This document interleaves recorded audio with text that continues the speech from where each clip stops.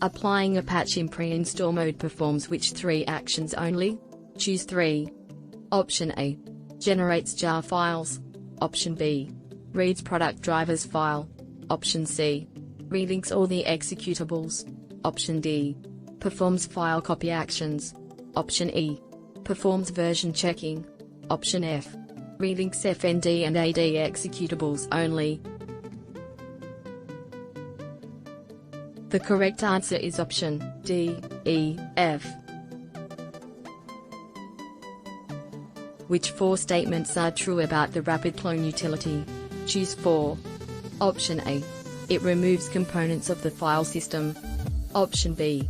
It does not remove any components of the file system. Option C.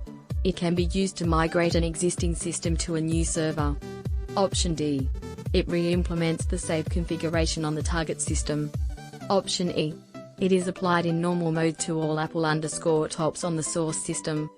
Option F. It preserves the Oracle application's configuration information that is specific to the target system. The correct answer is option A, C, D, F.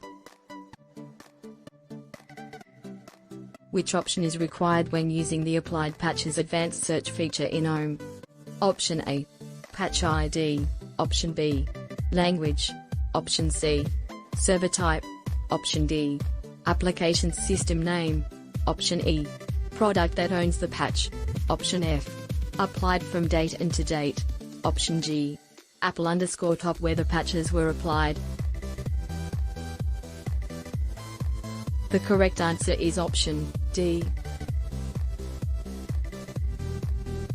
As an applications DBA, you are tasked with cloning a user acceptance test system (UAT) to test system on July. Option H. You ran pre-clone on database tier on July itself. Between July and July, some changes have happened to the database. Identify 3 scenarios in which you would have to run pre-clone again. Choose 3. Option A. A database was restarted.